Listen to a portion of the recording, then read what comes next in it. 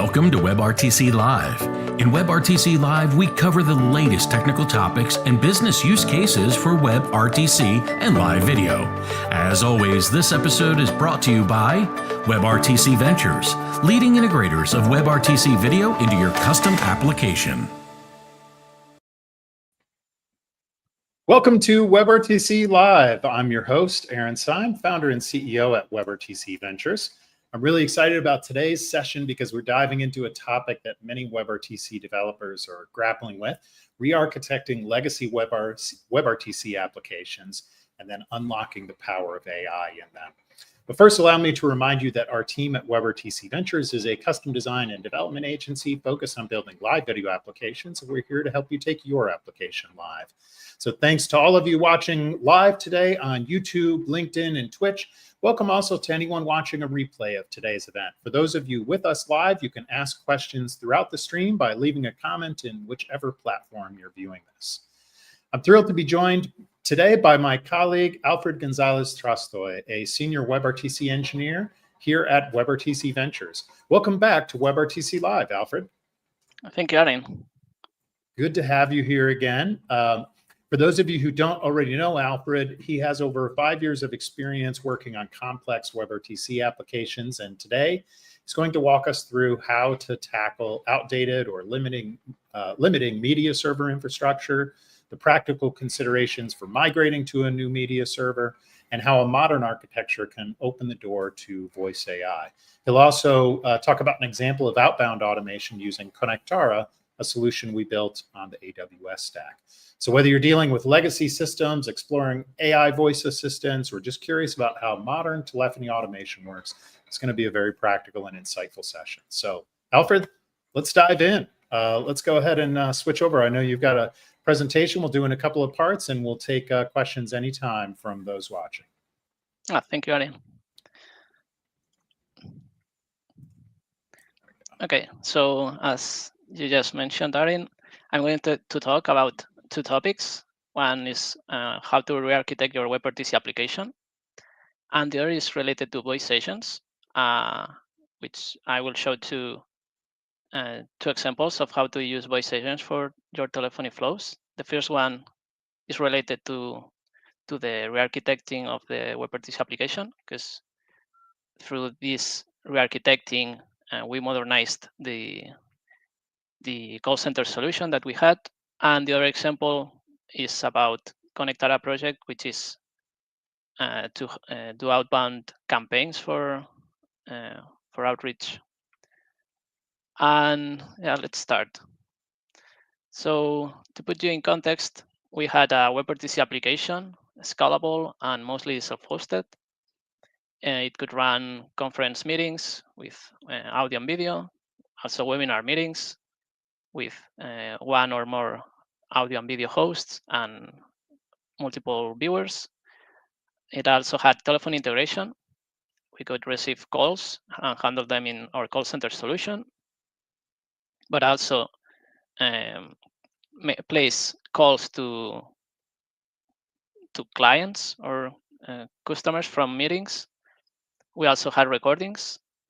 For audio, we would record voicemails from our call center solution, and then for video and audio also for the meetings. And we could enable also real-time transcription and translation if we wanted during a meeting. And I'll go quickly through the architecture that we had in place. We had multiple services in our backend running in Kubernetes. Some of the key services are the media server, which in our case, it was Curento. An API endpoint for handling requests from the clients, and then an application service that managed all the Curento stuff. We also had Coturn as a stun and turn server. We had RabbitMQ for communication between services, MongoDB. The telephony stack it was quite huge. We had a zip trunk provider routing our calls to our free switch server, and then a Java application to handle the events, and then a couple more services to do the speech to text and text to speech translation. And as I mentioned, it's mostly self-hosted. So we have this SIP trunk provider, but also other external providers like Azure AI Speech Service, which was used for transcription and translation, and also Azure Blob Storage. So why migrate? In our case, we had some issues, performance issues in meetings, especially in webinar meetings.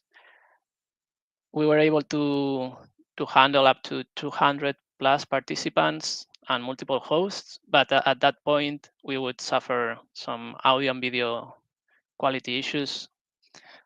And also in big conference meetings, we could see those issues happening as well with 20 plus participants. And this also translated to high server resource usage in those cases. We also had an outdated IVR system in our call center solution. And it had multiple services, which means multiple points of failure, as I showed before. And another important thing is that Currento Media Server was in low maintenance at that moment. So they wouldn't address bugs in a timely manner. But that changed as soon as we were planning the migration, but it was still, we had other issues that we had to solve. So we decided to migrate. And to start off, we wanted to list all the requirements that we wanted for our solution. It has to fulfill all the features that we had before, conference meetings, webinar meetings with hundreds of viewers and hosts, telephone integration for inbound calling and outbound calling, the recordings for the meetings and the voicemails, the real-time transcription and translation, and also integration with web, mobile, and desktop, which is what we use. And we wanted to do it as soon as possible also. We didn't want to spend too much time on doing the migration. So yeah, we started looking at other open source media server options. And these are 4 of the options we considered: Janus, Jitsi, MediaSoup, and LiveKit. And although we didn't consider CPaaS providers, maybe that's an option that other people would be interested in if they are planning to migrate. And yeah, our choice was LiveKit because some of these media servers had some limitations, didn't have all the requirements that we were expecting, or there were some limitations, or maybe it was it required more time to implement. So at the start, LiveKit was a really good candidate, but earlier in 2024, it was missing some of the features like LiveKit SIP and LiveKit agents, which are key components in the new solution. And a few months later, we revisited these 4 media server options, and we revisited LiveKit, and we saw that LiveKit SIP was already production ready, and they created the LiveKit agents. So we decided to use LiveKit. And some of the key aspects of LiveKit is the good performance for the meetings, and also the impact on the resources that are needed for our servers. And then it has LiveKit agents, which is an AI pipeline. So with it, we can run modern voice agents powered by speech-to-text, text-to-speech, and LLM providers. And this is really important because it helps us modernize our call center solution. And of course, we needed telephone integration. So LiveKit had this LiveKit SIP server component, which allowed us to configure the inbound and outbound trunking. It had really simple recordings implementation. You could do room composition, so it would mix audio and video into a single file. And you could even customize the layout. You can write your own React layout and use it as a template, and it will use that template. But it also had default prefabs that you could use. So this was used for recording meetings, but we also wanted to record voicemails, and we use the single track recording. And other important aspects are also the SDK compatibility, because we wanted to integrate with web, mobile, and desktop. And in our case, we were using React, and they have many React components and prefabs which we used. And it was pretty fast to implement because it was easy to configure, and it also abstracted a lot of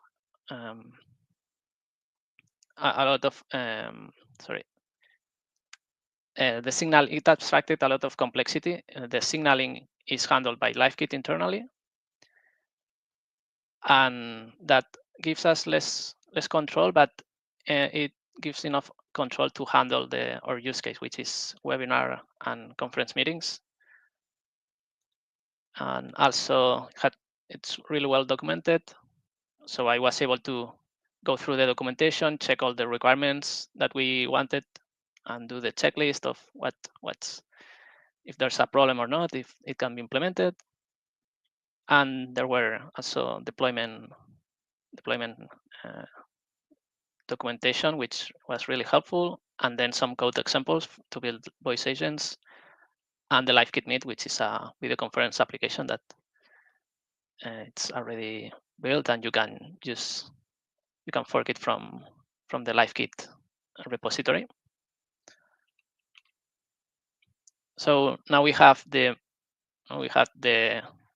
media server option already chosen. So we had LiveKit, and we wanted to go through the next steps, which is to define the tasks that we have to work on, give them priority, estimate them, and then we started with a POC.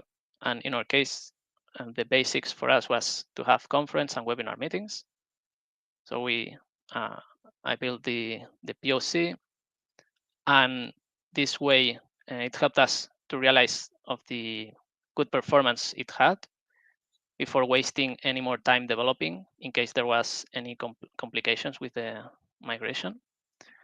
And it went really well. The POC went really well. The client liked it, so we went forward with the rest of the migration, which was a lot of work.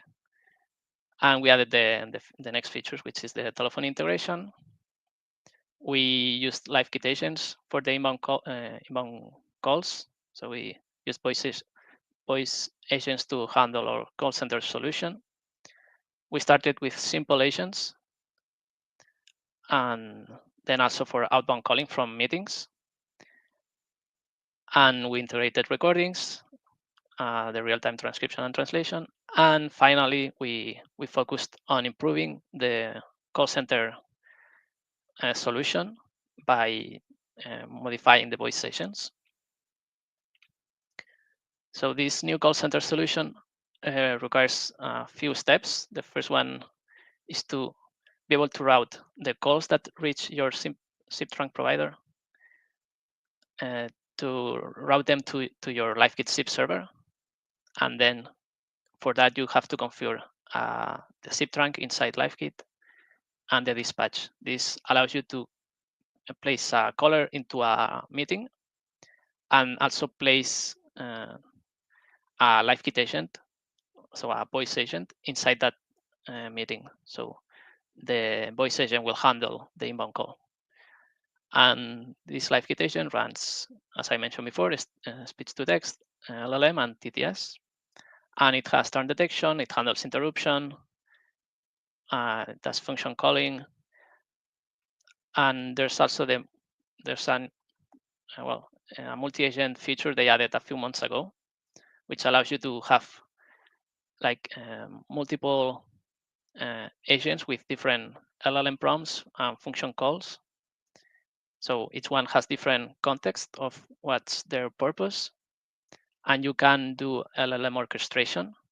And depending on each step of the flow, you could pass the flow of the call to different agent. And that helps you reduce a lot the context of each agent which helps you reduce also the number of hallucinations that it can experience. And of course, there you also have database access to check some data and your business logic to handle the flow. And this would be an example of well, a real example of the flow we had.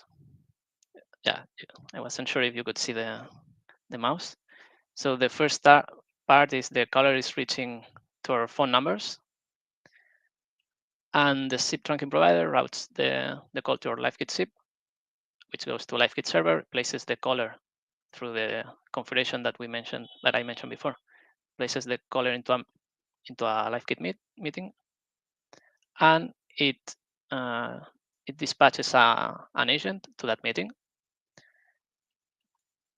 And you define this STT LLM TTS provider that you want. In LiveKit, there are many available ones, but it's also open source, so you can integrate your own solution. And for example, a real case example that we were using for handling inbound calls. At the start, we would place some welcome message. We would ask for the language.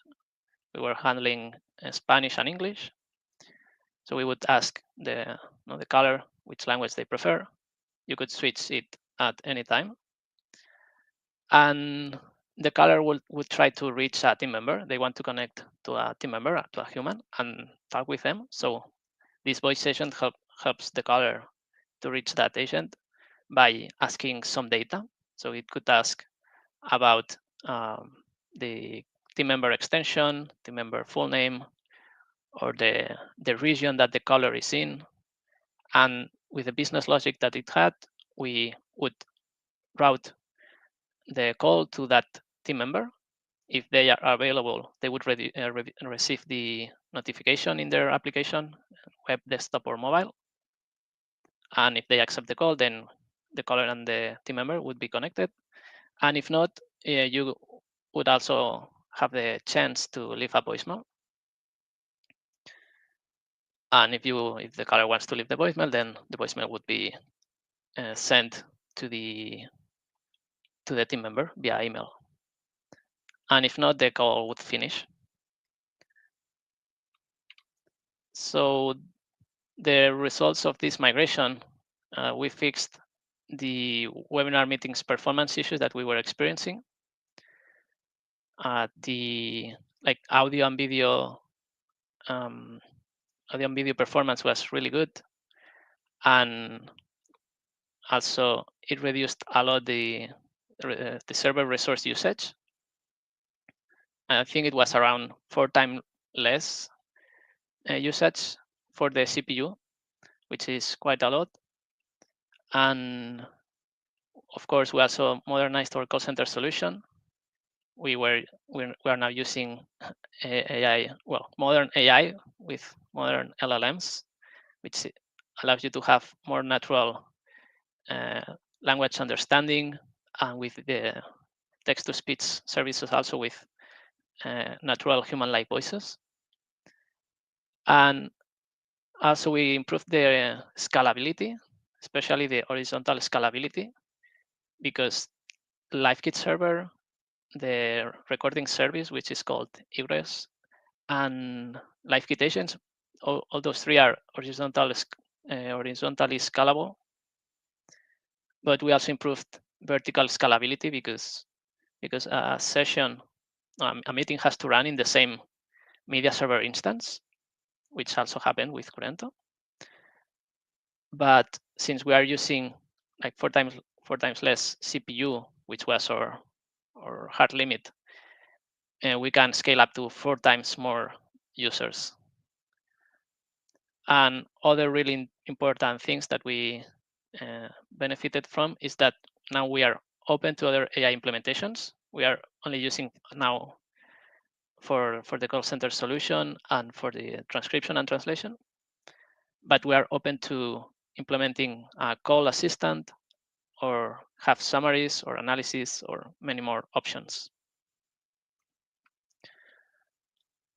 And some of the challenges of migrating to a new media server was finding the suitable media server option, of course. So I had to go through a lot of documentation and try to find the one that fits the best for our use case. And then when implementing the call center, there was a bug I found. I think it was in early stages, so it's normal that there was a bug. But the problem was that when I was trying to place a caller into a meeting with the voice agent, the voice agent would not get into the meeting for some reason. And after debugging, I found that it was a bug, and I reached out to the LiveKit team through their Slack community channel, and they replied really fast. They confirmed that it was a bug, and after a few days, they addressed the issue and released the fix. So it was great. And the main challenge was also implementing the LiveKit agent, finding the balance between speed, performance, and also handling complex flows. That would be the first part of the talk. I don't know if you have any questions, Arin. Yeah, definitely.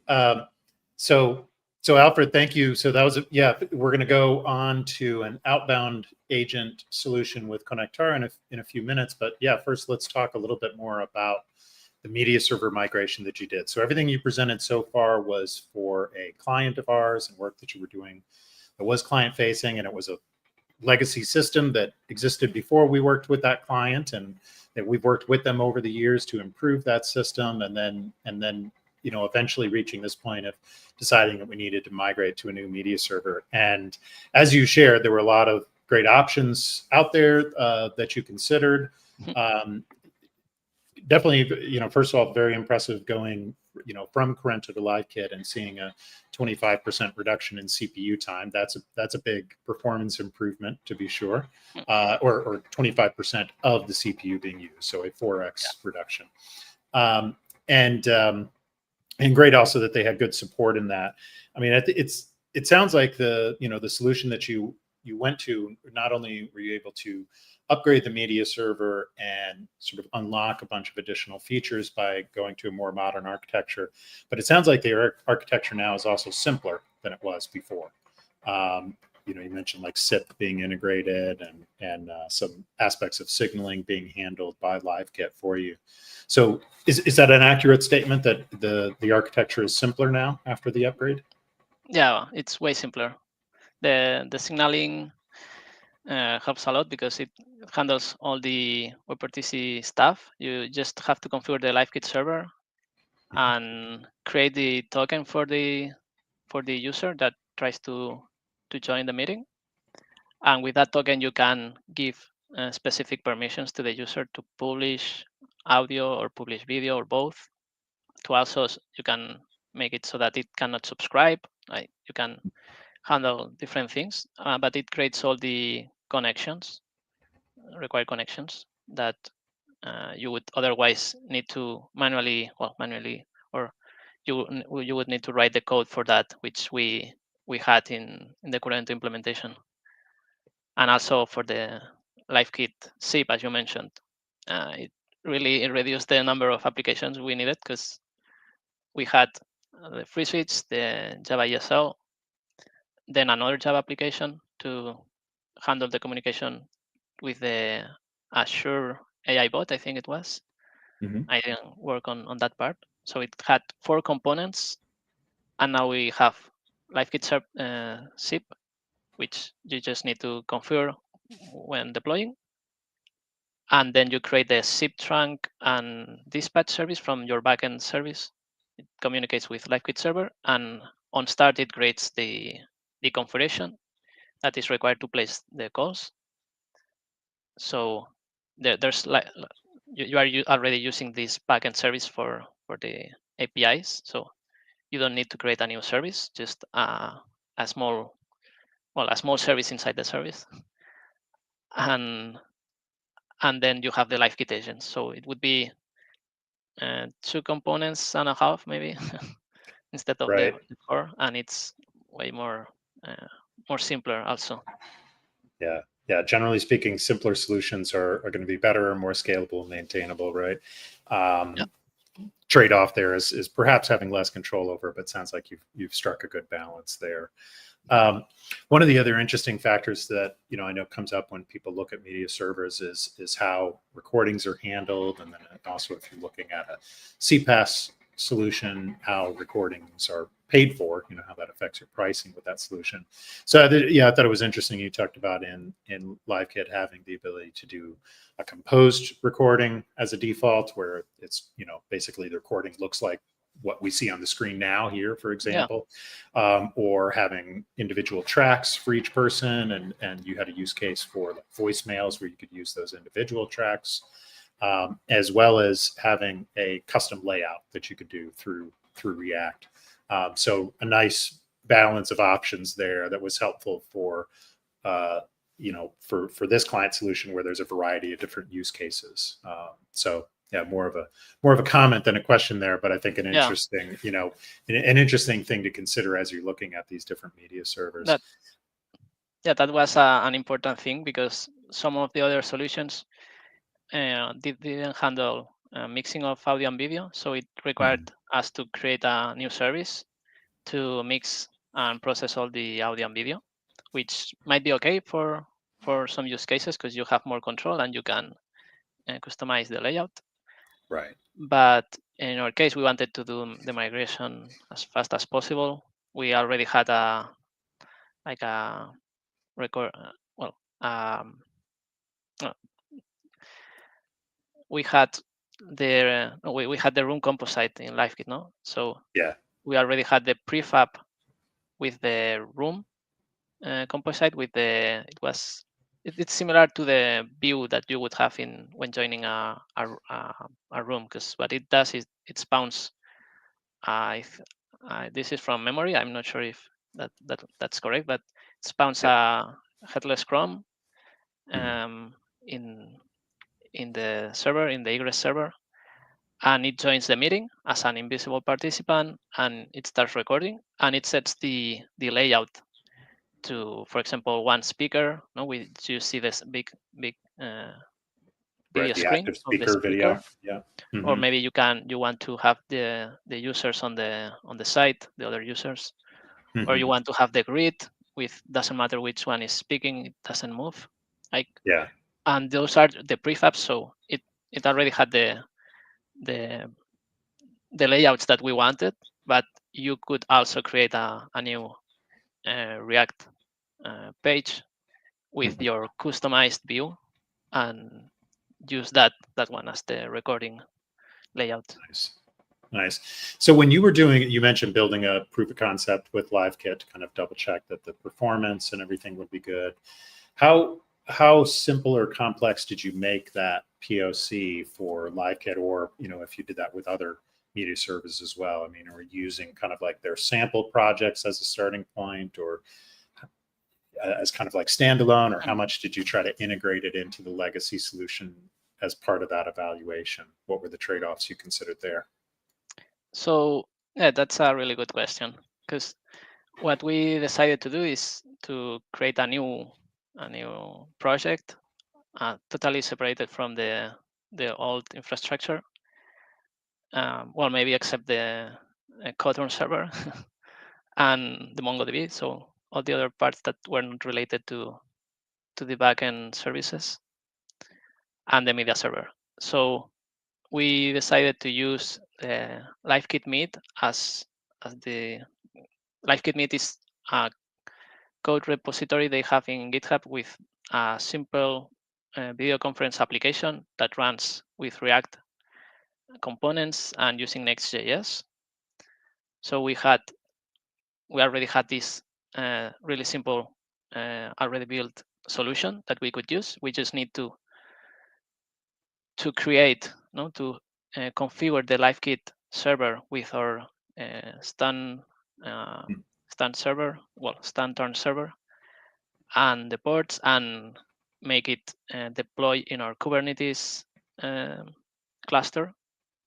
So we were still using Kubernetes, but with different namespace, and like we didn't have to do a lot of work before being able to run the POC, because we had this customized already built solution, LiveKit Meet.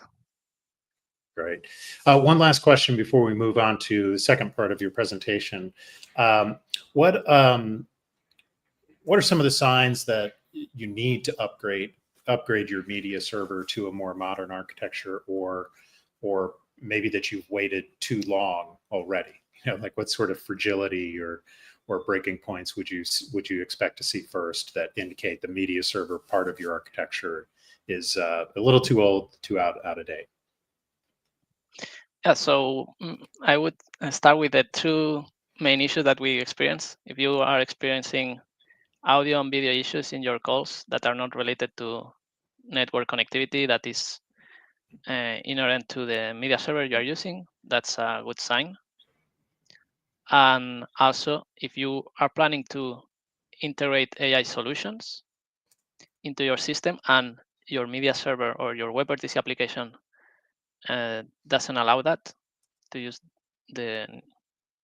all the really new cool tools that we have with Right. STT, TTS, and LLM, you don't have that ability, and you know that you need it or you would benefit from it. I think that's also a good sign that you need to think about doing this kind of migration. Yeah. Perfect. All right, let's go on to, thank you, Alfred, for the first part there about media server migrations. A lot of interesting takeaways there for our viewers, no doubt many of whom are dealing with a legacy system at this point and considering what to do with it. So let's move on to the next part of your presentation and talk about an example of how to do outbound voice AI agents.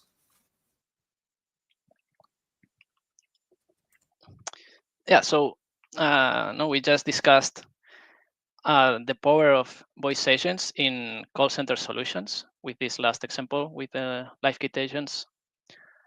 But we also have other ways to use voice agents to power your telephony solution, which in this case is for outreach campaign automation.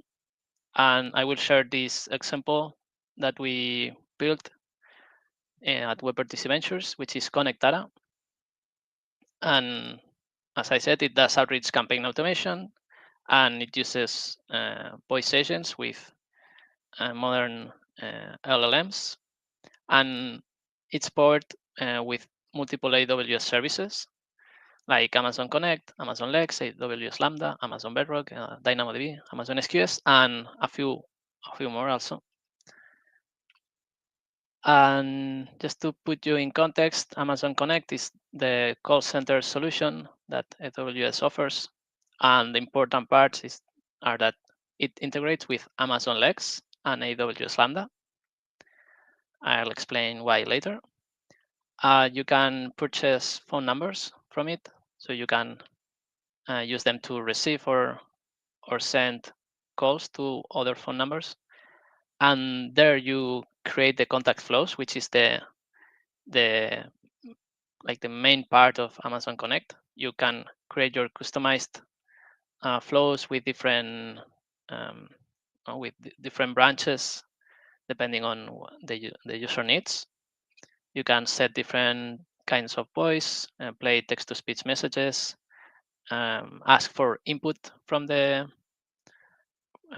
caller or callee in our case, because we are making the call. And also a really important thing is that you can call Lambda functions, because through the Lambda functions, I will explain more later, but through the Lambda functions, we define our voice agent, which uses LLM services.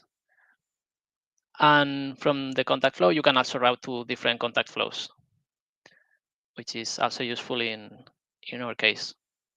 And you can enable recordings and transcriptions, which also help you troubleshoot and test your solution. And then you have Amazon Lex. And like the important thing is that it does natural language. It has natural language understanding, and it does automatic speech recognition. So it also converts speech to text, and you can use it for intent detection. So you could define like different intents. No, for example, a client, maybe they want to buy something, no, and you write some keywords that the bot, if the bot hears, it would detect that that's the intent of the user, or maybe they want to report an issue. But we are not using that feature. Like we use it in some degree, but what we use is the default option to call a AWS Lambda. So if it doesn't detect a specific intent, Amazon Lex can call a AWS Lambda. And this is important because in the AWS Lambda, as I mentioned before, we define our LLM agent, which has the prompt definition, the function calling, and all the business logic to handle your flow.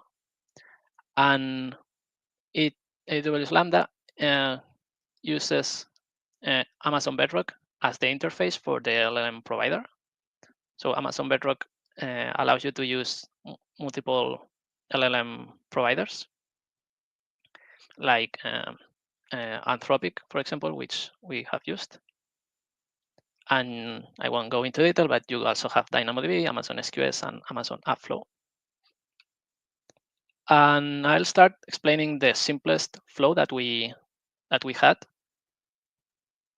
So at the start, when we were developing this solution, we would have Amazon Connect with the purchase numbers and create the contact flow, and we would trigger these calls from Amazon Connect to the Collie through an AWS Lambda. This AWS Lambda would use the Amazon Connect API to start an outbound call and would reach the Collie.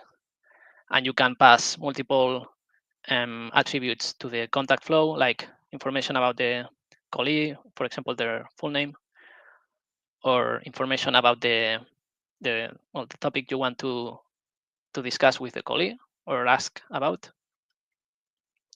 Then we moved into using Amazon Connect outbound campaigns. It's a component inside Amazon Connect, and it allows you to do, well, as it says, to do outbound campaigns. You can define multiple options, like then how many users you want to reach, the frequency, call reattempts, and other stuff. So we would trigger the flow by creating from an AWS Lambda. We would create an Amazon Connect outbound campaign, and that one would handle the campaign. But it had some limitations. So we explored the option to use a custom outbound campaign through Amazon SQS, which would trigger the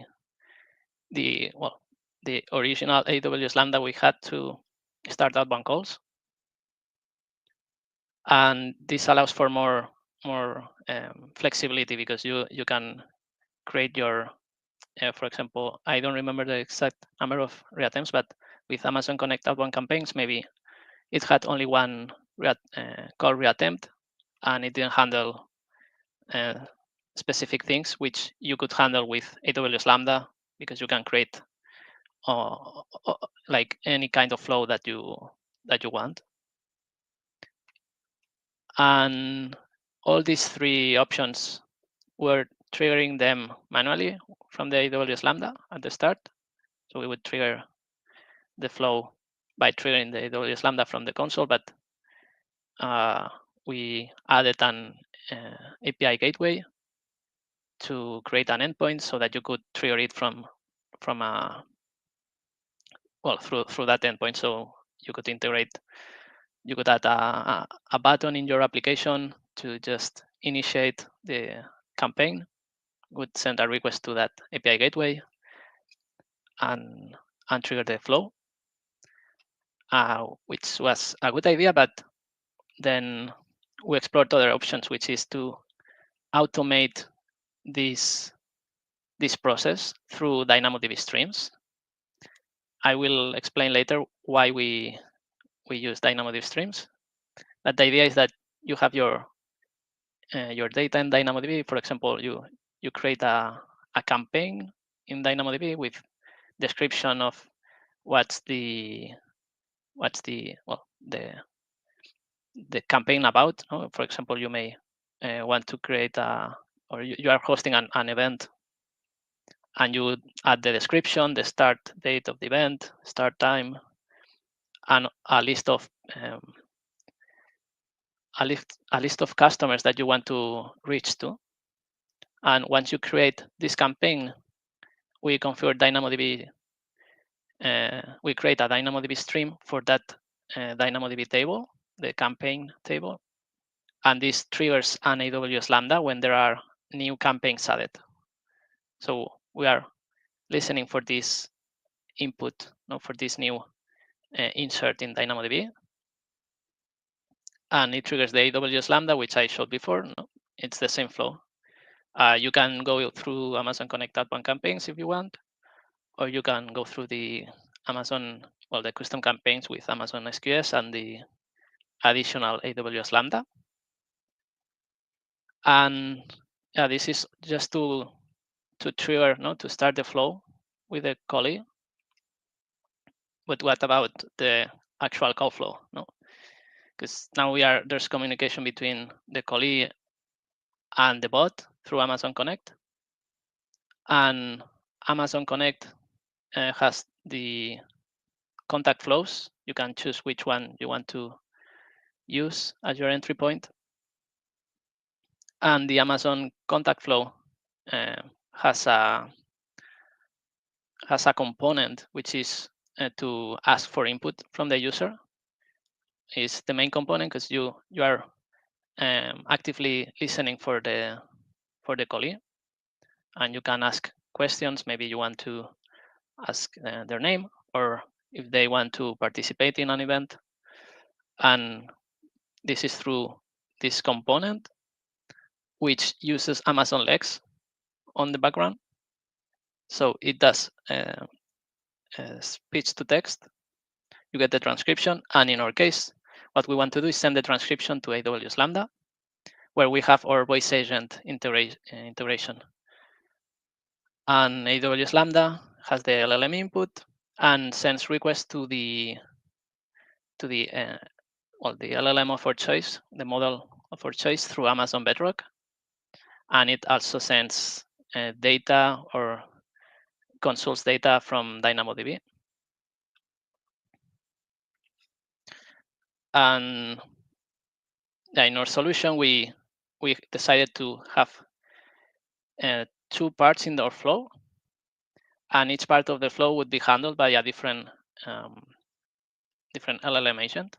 The first part would be to make sure that you are connecting to the client that you try to reach, and there are some issues that we experienced. Maybe you are reaching like an IVR system. You have to go through all the DTMF tones, or you are reaching the voicemail of the caller, or maybe someone else picks up the call. So we are handling all these cases with the first LLM, with the first part of the flow. And you can also trigger call reattempts. So for example, if there's voicemail, maybe you want to leave a voicemail, or maybe you don't want to leave a voicemail and you want to try to call again a few hours later, the next day, or somewhere in the future. But if you are able to connect with a client, if they confirm they are who you are expecting to talk to, then you can start the actual interaction with the client. And that's where you are using the more complex LLM prompt, because you have to define all the flow, detect the intents that the callee has, because you want to know maybe I'll talk about an example later, but you want to handle all the flow steps, make sure that you are following through the script. Maybe you want to give some degree of freedom. And you can also update data in the DynamoDB so that you can confirm if a person is participating in an event, or if they want to update their contact info, or whatever the flow you want to integrate. And this has multiple use cases. Like you can have proactive notifications, you can ask for confirmation of assistance, you can run surveys, run reminders also. And I'll talk about an example. For example, you could have a language school and you create a new course for teaching Spanish lessons for a semester, and you want to know who of your clients or of your customers are interested in this course. So with Connectara, you could create the campaign. You could add the description of the event, which in this case is a course. And you can set the start date, end date, all the data related to the event that you want to share with the customer. And once you create the event, it would trigger all the flow that I shared with the trigger.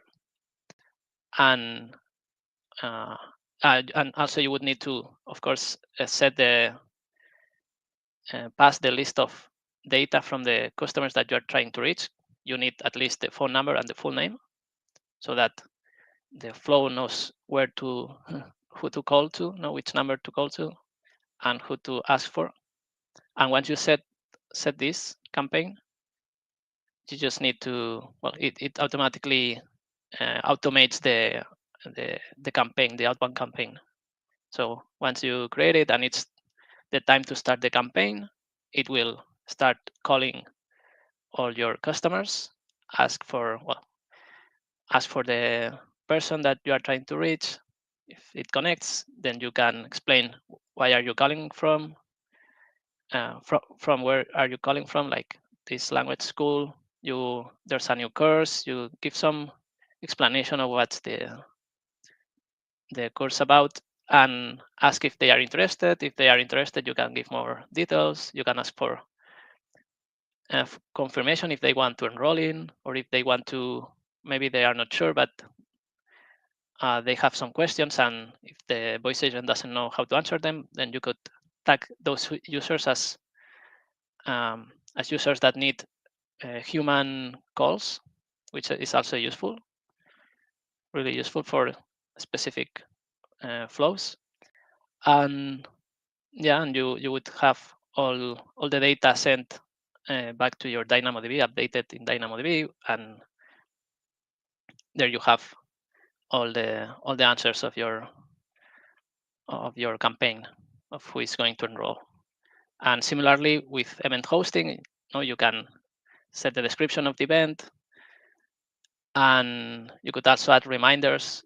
If people confirm that they are attending, then you could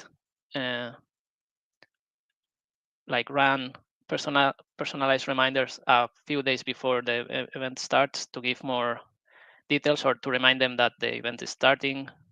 Maybe there's a new change of venue, something like that.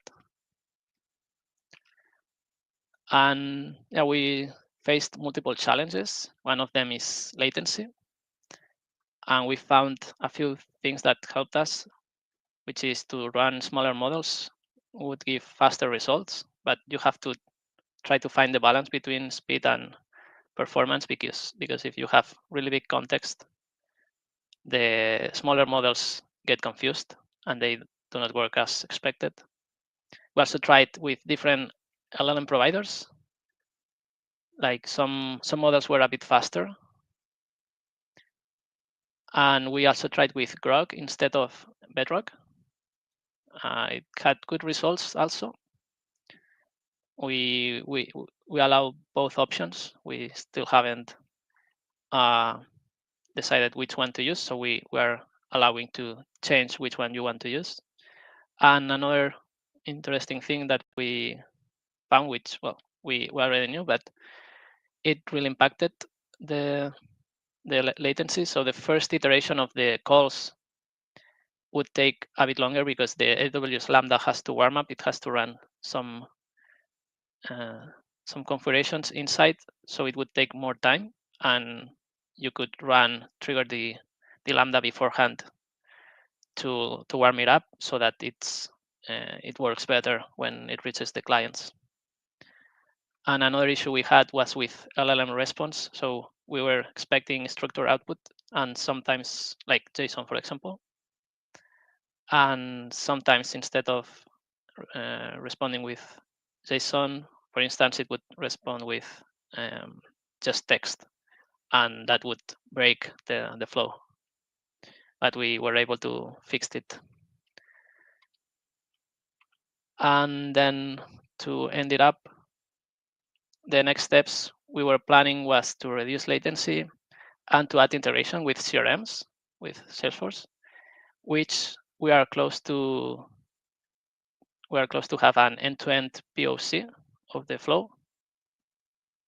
And what we want to do is to synchronize data from Salesforce to our call center, to our outreach campaign solution through DynamoDB. And how we do it, I won't go into details, but we use Appflow and AWS S3 and Lambdas to synchronize the data between Salesforce and DynamoDB. And this is why, if I go back a few slides back, this is why we are using DynamoDB streams to trigger the flow. So if a customer has Salesforce, uses Salesforce, or are planning to use Salesforce, they could integrate, they could use all the data they have in Salesforce to create campaigns and trigger all this outbound campaign through Salesforce just by creating a new campaign in Salesforce, because it would sync up to DynamoDB and it would trigger the DynamoDB streams and all this flow. And yeah, that's the end. Excellent. Thank you so much, Alfred. Thank you for going through all of this. Really interesting presentations, both on the LiveKit solution for a client, and then also this Amazon Connect and AWS-based solution for our Connectara product. I have two quick questions, and then we'll wrap up. First, Jose Montalvo wants to know if you've considered prompt injection attacks in the voice AI solutions, and is anything that you might recommend in terms of how you build the prompts or architect the solution to help prevent prompt injection attacks. Okay, yeah, with voice interaction, I think it's way harder to do prompt injection attacks. And also Amazon Bedrock has safeguards, guardrails, I think it's called. Mm-hmm. So it prevents some possible misuses. So one advantage of using a solution like Bedrock to orchestrate around the LLMs for you is some built-in guardrails for that. But obviously something that we all have to continue to test for and look out for in our implementations as well. Comment from Brad: a really excellent detailed presentation. I agree, Alfred. Thank you. And also have a question from our colleague Juan Rodriguez, who wanted me to make sure to, from our team, to make sure to ask you, given earlier this week, from when we're recording this, was a big outage in the AWS US East 1 region. Given possible scenarios like that, what would you recommend in terms of how you architect your application around the WebRTC media servers specifically to try and build in some redundancy or some resiliency against possible outages like AWS had this week? Okay, if like in our previous solution with LiveKit, we were not using AWS, no, we were self-hosted. But if we had the media server, or the LiveKit's media server deployed in AWS, or we are using Connectara, what you could do is, well, there are two scenarios. If it's a global outage, there's not much you can do. But Right. if you want to keep using AWS services, but maybe you could use a different cloud provider as a backup system in case there's a failure. You could run your stack through this other cloud provider. But if your solution depends on AWS, which Conectara does, then in global outages you couldn't do much. Luckily, it's how it works. Conectara, you can like, it's not running all the time because it's outbound outreach campaigns. So you can decide when to run them. So you can postpone them. It's not great, but that's a good solution. But if you need it to have live all the time, and it's an outage in specific regions, you could deploy them in different regions. Have the different deployment scaled down. It's a good practice to have your main region with the big scaling of your application, and then have a really small scaled copy of your application in a different region, which serves as a backup system. And in case there's an outage, you can scale up the other region, which would redirect all the traffic to that region. Yeah, perfect. So yeah, having some kind of pre-configured, sort of ready-to-go solution for basically load balancing between those regions, or redirecting traffic between regions when you have an outage. So, all right. Well, Alfred, thank you so much for walking us through all of this. I think one of the big takeaways from this presentation, from kind of both parts of it, in my mind, is that for those of you watching this, if your current system feels limiting, then don't panic. With the right expertise and planning, it is possible to migrate media servers successfully and to start building some powerful new capabilities on top of an improved architecture. And that's what we aim to do for our clients at WebRTC Ventures, help them build innovative solutions, regardless if we're starting from scratch or improving and leveraging their legacy infrastructures. So both are options. So Alfred, thank you again for joining me today on WebRTC Live. Thank you, Aaron. It was a pleasure. All right, we'll see you again soon, Alfred. And for those of you watching, if you're interested in exploring similar upgrades to your WebRTC application or learning more about AI and voice agents and WebRTC architectures, be sure to reach out to us. Check us out at WebRTC.ventures. And in just a moment, I'll have Sahi joining me for our industry analysis segment. So today we had a jam-packed episode. We talked about a live kit-based solution. We talked about an AWS Amazon Connect-based solution. And in this conversation with Sahi, we're going to talk about the waves that Cloudflare has been making this year in the WebRTC space. And that will be a really interesting precursor to our next episode of WebRTC Live, which will be on Wednesday, November 19th. Our guest will be returning guest, Renan Dinser from Cloudflare will be joining us. So we'll get a chance to talk more about these changes with him.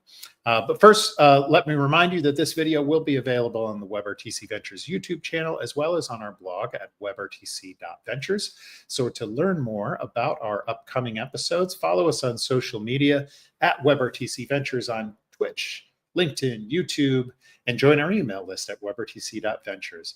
So thanks everyone for joining us today. Let's make it live.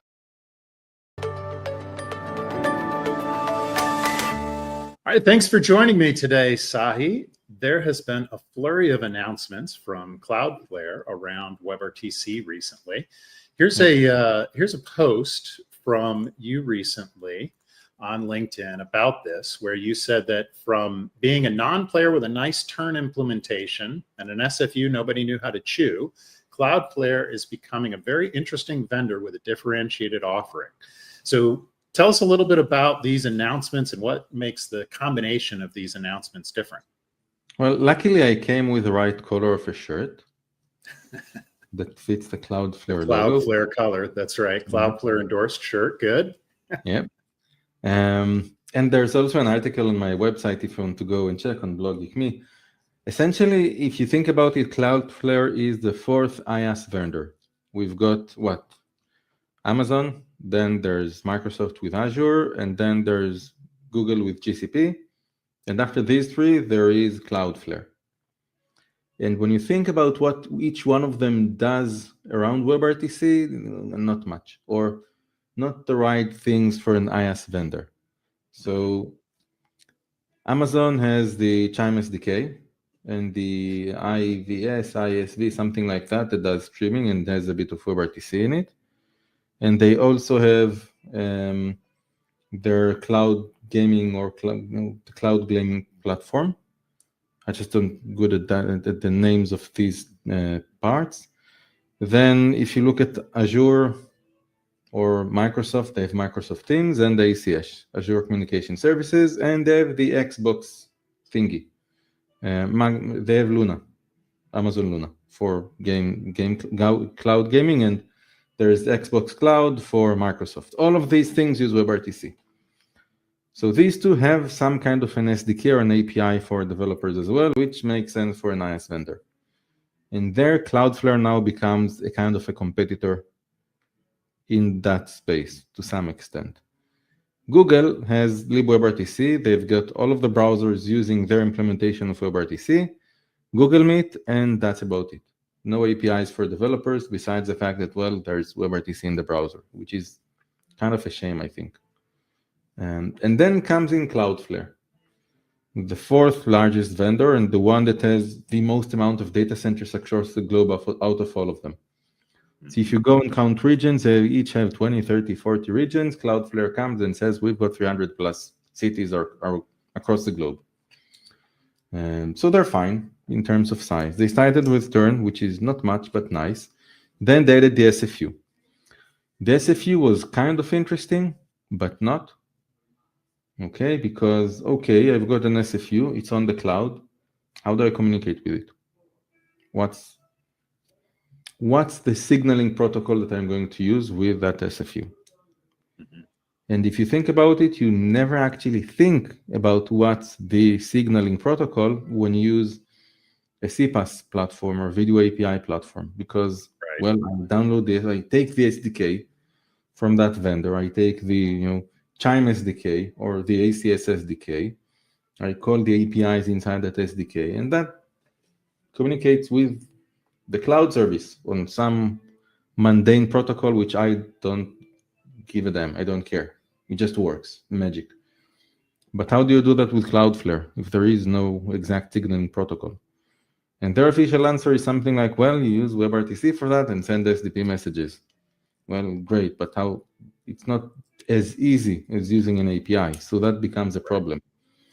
And it becomes even bigger when you think about things like, well, how do I now use simulcast? And how do I optimize simulcast? And how do I do things that require me to somehow control or tell this a few things about my application? Because I can't. There is no official way of doing that. And I think that somewhere in 2025, they caught up and understood that nobody is going to use their SFU in any way if they continue with that route. Mm-hmm. So the first thing that we've seen them do is go and acquire Dite. Mm-hmm. Dite is an Indian vendor. Yep, Indian vendor which did the video API platform. That's it. And what they essentially would do is say, well, we're going to take Dite or take the employees. They have an SDK. We'll use that SDK. All of the backend, we don't care. Over time, we'll throw that and replace it with Cloudflare instead of whatever they have there with our SFU. They might have even gone as far as say, well, we don't even care about the client SDK of Dite or the customers of Dite. We just care about them taking the skill set and know-how and building our SDK. And that's what you kind of feel and see when you go to cloudflare.com and actually see that inside their real-time part of the platform, which says, that's the WebRTC part, you've got real-time kit. You don't have Dite SDK. So it's kind of, I'm not sure that they even maintain the same APIs. I don't believe that they would. But they have a team that knows how to do SDKs, and now they are doing SDKs as part of their solution. So that was the first interesting step, which was like putting out the white flag of, well, we surrender, we need an SDK to build whatever it We'll is. give you a signaling protocol. We'll give you an SDK.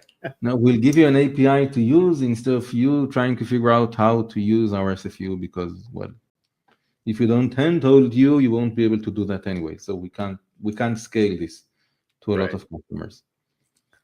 So that was a smart move, or a move that just made sense. It was an obvious one. I think that it was either just shutting down the whole thing of the SFU and saying, well, we tried, didn't work, let's move on. So that was the first investment this year. And then second, we had, I don't know which one was first, the mock or the other one, but then they put out a post saying, well, we've deployed mock media over quick, which isn't WebRTC. It's a kind of protocol that is competing next to it. I don't know, depends how you want to look at that. But media over quick means that you're going to send the media in real time over the quick protocol, which is HTTP3 in a way, or web transport, other new acronyms that we have today in web browsers. It's an up-and-coming protocol. It doesn't work across all browsers, not available everywhere, still not standardized. Go back in time 8 years or 10 years, and well, that's WebRTC. So we're at the beginning of that route. And they have done the explanation of we're at the beginning of the route of using mock. The main thing about mock as a protocol is that it doesn't assume that you need an SFU, or it doesn't assume that you need something that isn't standardized. So it works with a publisher, subscriber, so there is the sender part, the receiver part, and something in the middle called the relay. And the relay is just a server that supports quick in a way. And guess what? All web servers today that are modern would support quick because HTTP3 is quick. So that's kind of an advantage of how you can build this for CDNs. So it's not WebRTC, it's for live streaming most of the time. I want to send a single stream to hundreds, thousands, or millions of people at the same time. I don't want to build the whole infrastructure on my own. I can go to someone like Cloudflare and use their CDN that now supports quick and mock and do it through them. That's the whole intent in there. And that's a pretty forward-looking move on their part, right? Because we're, as you said, it's not completely standardized yet as of October 2025 when we're recording this, but we expect it will be in the first half of 2026 is the latest that I've heard, that it will be standardized then and supported in all the browsers and web transport as well. So yeah, we'll see, obviously, but and then we actually go and look, if I remember correctly, I think that Akamai already has something similar to that. And you see other vendors talking about that. And most of these vendors would be in the streaming and CDN space. Right. So it's not as if they're doing something before everyone else. There's also, I've talked to someone and he said, well, you know what? It feels like they wrote that in terms of internal needs of politics and not actual forward-looking things or whatever, which it might be the case. With large companies, you always have that. The engineers running ahead and then just putting things out there as a kind of, well, now we do that, you can't say we don't. So I don't know, but it is interesting. It is forward-looking. It is nice to see. It's also something that I'm probably going to try and research more by the end of this year, beginning of the next. If this will happen in 2026, I don't know. How much time it will actually take to mature and have it on something that isn't Chrome. That's always an unknown. What's the incentive of browser vendors here? I don't know either. Yeah. Because with WebRTC, there was a clear incentive for Google to do it. Google Meet, we need it for Google Meet. That's it. What's the incentive for Google to do mock? Would that be for YouTube? It's like the only asset that they have that might be relevant for that. Right. I'm not sure if they really, it's like, I don't know. Well, and Apple's big on the streaming game too. So, there's a good incentive perhaps for supporting it as well. But Apple doesn't care about the browsers, hence they might go proprietary in whatever solution they end up doing. Right. So I don't see Apple deciding to stream games to an Android device. Right. Right. So but then there's one more thing we should make sure to get to too, that Cloudflare also announced in August. That's the actual big thing in my mind, and the most interesting one, and that's the fact that they decided to start offering voice AI tooling. Yeah.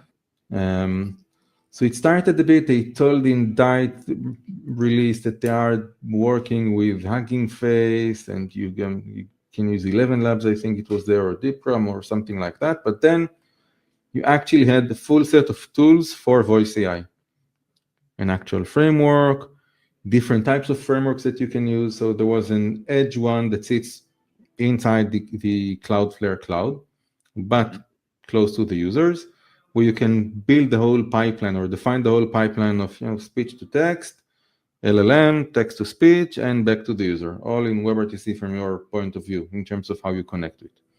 That was, let's say, the obvious one. The interesting ones are actually the other ones.